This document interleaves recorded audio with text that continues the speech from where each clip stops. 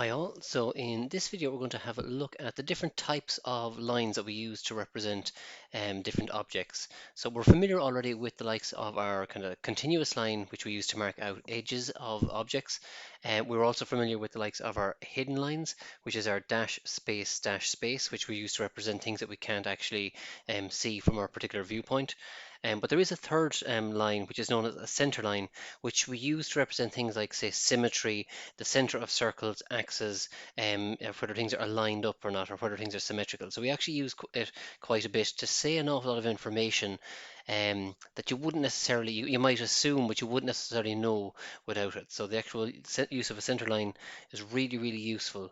And whenever you're doing a drawing, the first thing you want to do is represent the drawing before you put dimensions and other information on it. So really what you're doing is you're going to put in your continuous lines first, then you put your hidden lines, and then before you finish or call the actual elevation plan end view completed, you have to put in your center lines. And it's something that typically students tend to be weak on, or kind of overlook or forget. But it can actually, if used properly, can really, really kind of say an awful lot for the drawing. So we'll have a look anyway about where we might use them, and we'll talk about kind of the different rules associated with center lines and that. So here is a piece. So here we have just kind of a block with a counter bore hole drilled through it and another hole coming in from the side here like that. Here we have all the continuous lines for our piece, our plan, elevation, and our end view. Um, and we have all the lines for the solid edges, but you couldn't really say that this piece here is all the information. We don't know how far the counter bore is going down into it. We don't know, is it going all the way through the piece. We don't know if this hole is going all the way through, or is it stopping short when it meets this kind of hole here. So like, we have one part. The next part we need here is our hidden detail. So I've marked the hidden detail here, which is our dashed lines. And you can see that tells us all that extra information about the piece, the depth of the actual counterbore here. The hole is going all the way through it. This little hole here is going all the way through it here. But again, we're not finished yet, because we have our third center line. And when you're drawing in your center line, you can see it's represented by a long and a short dash followed by another long dash. And it's really important that your long dash, short dash, long dash, it's plainly obvious that it's not hidden detail. So you want to make sure that there's a definite difference between your short dash and your long dash. We're not too worried about, particularly for doing hand drawing, in giving exact measurements on that. Usually you'll adjust it to the scale of your drawing. Or to match the scale you're drawing. But we can see here where it's used. We have our center line here to indicate the center of this circle here, and same way for the circles here like that, we have it to indicate, say, the smaller circle and the outer one here. And the fact that the two share the same center tells me that this circle here and this circle here are definitely on the same center point. They are what we call concentric. And without that center line there, we couldn't assume that they were perfectly one on top of the other. They could be slightly offset from each other. So the center line here tells us without a shadow of a doubt that it actually is centered on that. We also put center lines along the length of the piece. So if you can imagine, there's our smaller hole here like that. So we put our center mark there like that. And then the same hole going through the piece has a center line, basically indicating the travel of the drill bit as it goes through the piece. So same thing, there's the center mark for the actual counter bore hole. And there's our center line then, representing the path of the drills as they go through it. And again, that line there tells us that the center for the counter bore here is lined up with the center for the actual main hole being drilled through it. And we have that center line there in both views where we see the counter bore, the hidden detail for our counter bore. So that's an example of a completed drawing there. Now obviously we'd want to put in the likes of our labeling and our kind of dimensions, but just in relation to the lines representing the object, now we can say that the object is fully represented. So we'll have a look at some rules associated with it, and we'll have a look at some examples of where it will be used and how to use it in this video. So let's look at, say, the rules associated with our center lines. There is a thing called what's known as the precedence of lines, and that basically just says which lines are more important than the other ones. And it goes basically your visible or continuous lines, then hidden lines, and then center lines. They are the ones. So if you have a hidden line over, or sorry, a continuous line over a hidden line, you show the continuous line, the visible line.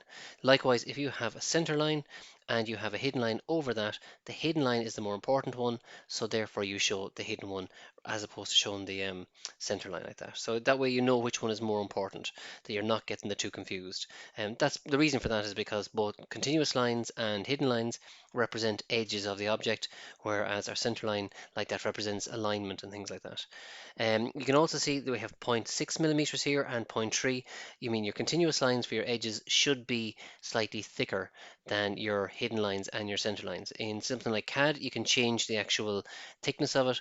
If you're doing it on the page, what you can do is you can use a different mechanical pencil. They come in different size leads, so you can use a thicker lead for the likes of your finished lines. If you're doing it on a page and you don't have a mechanical pencil, you can always go over the continuous lines with a fine liner pen in black, say. So that's just one of the rules associated with our different lines, which ones are more important than the other ones. Let's have a look then at situations where we would use it. The most obvious ones are where you have pieces that are circular or cylindrical, or pieces that are turned, like you use a center line at the center of all turned pieces, where we have holes, and we have two scenarios here. We have a hole that's very near to an edge of an object, and we have a hole that's quite inside an object. So we'll deal with them kind of slightly differently. The most basic one here is the one where we have our cylinder. So the way we do that is we have our center line going through the middle like that, long dash, short dash, long dash, short dash, and then we do the same with what's known as our center mark. And you'll notice that in spite of long dash, short dash, or also with the long dash, short dash, the center line must continue a couple of mil past the edge of the object. And the reason for that is so that it doesn't get confused with an actual edge of the object. So always bring it out about 3 millimeters roughly past the edge. And so that's the same for our center line running along the length of our cylinder here. And it's also the same for our center mark here. So it's out past the edge of the actual circle. So 3 mil there, 3 mil there, so on and so forth. If we have a piece like this here where we have, say, a hole quite near the edge like that, let's see, there's our hidden detail for the hole. So the center line here means that when we look at this drawing here, like you can see the piece is square, but when you see the center line there, that says, okay, there's some circular feature there. So it even gives you a hint when you're looking at this view that something is either the actual main piece is circular or there's a hole drilled through it. So it's really to help kind of the reader help make sense of the drawing. So you can see exactly the same as what we had up above here. Over here though, where the actual circular hole is very near the edges of our kind of block, what we do is we continue the center mark out past the edge of the object like that. And a lot of the time actually that will indicate that this hole is actually centered on the block there like that. So you wouldn't actually have to go and do that using dimensions. That will actually tell the reader that this is centered on the block. If on the other hand we have a hole that's say kind of quite small and inside a piece, like or a stopped hole like what we have here. So there you can see there's the hole, and we've just put in our little indicator there of the end of the drill bit. So you can see we have our center line this time. We don't continue them all the way through the piece. We just stop them a couple of mil where the actual feature finishes. So in this case, the actual stopped hole. So 3 mil out one side and just 3 mil from where it ends. Same thing applies with the actual center mark here. Because it's not near the edges of our piece, we're going to just have our center mark like that. So long dash, short dash, long dash, and it just continues past the boundary of the actual circle itself. So you can see the difference. Here we continue out past the edge. Here we have to stop short. And because you'll have pieces with an awful lot of very, very small holes, it wouldn't make sense to just keep carrying them out to the edge of the piece, which could be quite a far away from the center. So that's just a couple of basic enough examples that you'd use it. So cylinders, say holes at that near the edge, and then holes in where it's stopped inside the piece. When we talk about the precedence of lines, here's just a worked example of what we're talking about. So here we have say a triangular piece like that where we have a circular hole going through it. Now the center of the hole here is going to be basically in line with this hidden line here for this kind of corner. So remember, we're looking from the right over here. This here edge here won't be visible from where we're looking, so that's why it's a hidden line there. We've also got hidden lines here for our the outer part of our hole like that. So we should have a center mark for the circle here, but we should also have a center line along here that. But because our hidden line is on top of it, the hidden line takes precedence. It's more important. So we show the hidden line, but we still indicate that there is a center line there by just having this little extra extension. Remember, hidden lines will stop at the edge of the piece, whereas center lines extended past it, and that's the reason why. So here we can see that we still have our extension there for the center line that's actually behind that. And then there's our center mark. You can see, I mean, where the edge was close enough to the edge here, we've continued to pass there. This edge here was close enough to this edge, so we continue past, whereas this edge here was, quite a bit away from here, so we stop short of it. Here we have another example where we have our block, and this time we have a visible edge in front of a hidden edge. So in this case here, you don't see the hidden edge, you just see the visible edge, but you also have the center mark for the hole there. So like up here, we have our kind of a small little gap, we have kind of 6 mil, say, extension, we have the same there. There's our extension there like that, and there's our center mark. So you'll have a center mark and center line.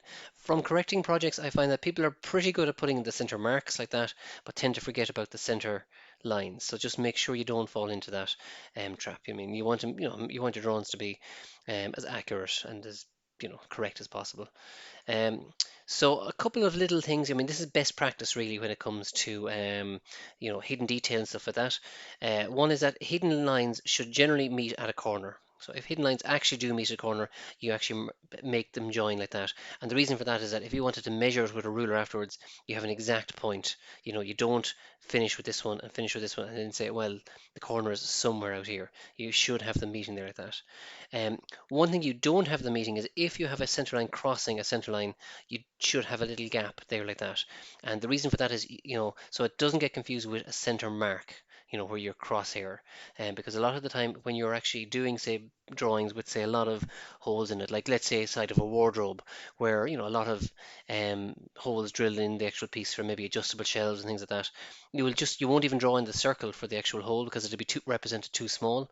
So you'll just draw in the crosshair for the center mark. So you don't want to get that confused with a crosshair representing a hole. So that's the reason why you leave that gap there. Same thing applies if it crosses a solid line. Again, you leave that little gap.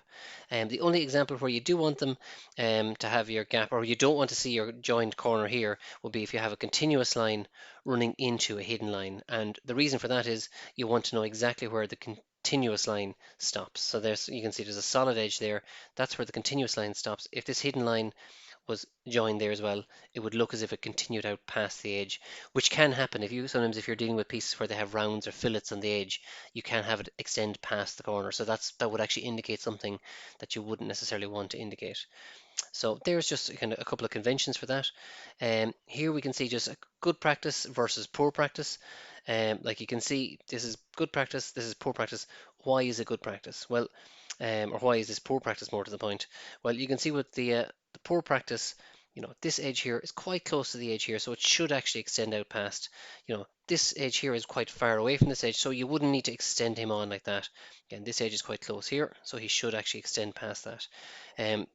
Up here like this, you can see, well, this here is actually correct. He should extend past there, but you can see this guy here extends way, way past. It should only be about 3 mil past it. Likewise, there's a needless crosshair there, so that's kind of, that's very poor practice. Like that would actually indicate that there would be a hole drilled there. So, you have to be really, really careful, because if there's a mistake made and you've indicated on the drawing, well, you are liable for it. You said it crisp and clear. It's taken that you know what you're talking about and what that crosshair would represent. So if you ended up with 20 of these pieces coming back to you with a hole drilled in from the side there, well, you have told the person to do that, whether you know it or not. So there's just a couple of examples. So good practice, very poor practice. Another thing that your center lines indicate, we said, is alignment. So if we take, for example, these two holes here, they look as if they're on the same level there, but there's no guarantee that they are. Like this here could be just 1 mil off of that. They could be offset that, and you can't assume that they are offset to each other.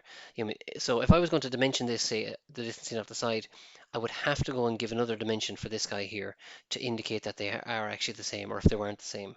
If I want to show that this circle here and this circle here are in actual fact lined up with each other, what I do is I continue on the center line like that. So you can see the continuous center line here. If they're close enough, it can be just one continuous line like that. If they're further away from each other, you can you want to break it, so long dash, short dash, keeping to the long dash, short dash like that. And try and keep consistent with your long dashes, short dashes. I'm looking at here, like the actual crosshair there, that could probably be more matching this guy here, just so that it's very obvious that it is a center line. So this is correct, because this here, if I give this dimension, say of maybe 20 millimeters in for this guy here, I don't have to go and give another dimension for this guy here. You have told the actual reader of the drawing, yes, they are aligned. You're not assuming, I'm telling you you are correct. In fact, if you were to extend it out to the very end of it here, and put two little dashes on it, you would be indicating that it's in the dead middle of the piece. So you wouldn't even have to put a dimension on it at all. You'd only have to give the overall dimension of the piece, and then that center line there, continue to the end with two little strikes, would actually indicate that it is in the symmetry of the piece, the middle of the piece. Um, so if longer than 32.5, that's just a kind of a little thing, say more to do with kind of a guideline. If you're doing it by hand, you just long dash, short dash, long dash. If you're doing it in, say, Inventor or SolidWorks, you can actually adjust that figure. So that's the recommended distance there. Okay, so we'll work through some worked examples just so that you kind of see the process of putting in our center lines and our hidden lines. So here's a small little bracket piece. You can see we'll put in our hidden detail after our continuous line. So there's the hidden detail for the whole here like that. There's our hidden detail like that. So from this guy taken straight down. And there is the hidden line for this point here. There he is like so. There is the inside here, the hidden line there. And then we have our hidden line for this guy here coming down. And in this case here, the hidden line for this guy is actually lined up with the front of this, so we don't see the hidden line there like that. So that's all our construction, our hidden line done. Now we put in our center marks. So we have the center mark. If it was just this smaller circle here, this red line here would only go to here, but we also have to put a center line for our corner here and here. And what that tells the reader now, very important, is that the center for this curve here shares the same center as this. So even they're not offset, they are concentric. So they share, one center point for this and this here. So that's our center mark drawn in there. So we represent the center line then in our plan. So that's the hole going through the piece. And we do the same over here, our center line going through that. You can see extended past the edges in each of our views, and long dash, short dash, and that's a good indicator there of kind of roughly the size of our long dash, short dash. And there's no way that could be confused with our hidden detail there. And that's why when you're doing your hidden detail, it's so important that the hidden detail is nice and even. You don't have kind of long dashes or short dashes for your hidden. They should all roughly be the same. You don't have to go and measure it, but I mean, when you look at it, they should be fairly continuous or fairly consistent. Here's another piece, so maybe a bit more complicated. We have kind of a metalwork kind of piece. So we have a slot taken through, and we have this kind of circular kind of keyhole shape here. We have rounded corners like so as well. So I just marked in the position of the centers here, but we're going to follow the same process the last time. We're going to add in our hidden detail first of all. So there's the base of our piece. So I suppose this hole here, there's a kind of a back to the piece, so there's the thickness of the side, the wall and the back. We've also got our hidden detail here for our slot, so there's the slot there like that, and then we have one last line here from this corner edge here. That's this edge here like that. So and I know the hidden detail can be hard to see, but remember we're trying to say, well, there's the slot. Where's the slot in our piece here? Well, there's the hidden lines representing that slot. We do the same over here with our end view. So you can see there's the thickness of the wall and the base of the piece. Then we put in our slot like that, and then we have this kind of inside edge here. There it is there like so. So that's all our hidden detail marked in. Now what we do is we'll put in our center marks and our center lines. So we have our center mark. So if it was just this slot here, he'd just be a slot there like that. He'd stop there and just at the edge here. But we also have to indicate the center mark for the whole circular here like that. So that one center mark tells me that the center of this and this here are all on the same point. And because this circle here, the semicircle here and this semicircle here are lined up with each other, we have continued on the center line like that. So that indicates that this center point here and this one here are lined up. I've also actually continued them on out to the edge here to indicate that it's centered on the overall piece. The next thing we do is we put in our center mark for our corners here. So we only have a quarter circle for here and here. So that's why I've only put in these two center lines. I don't actually need to go and do the far side here or the far side here like that. So that's the center marks there like that. Now we need to go and put in our center lines in our other views. So we have the center point for the slot and for the, I suppose, the main piece. If it was just the slot, it would just be going to there.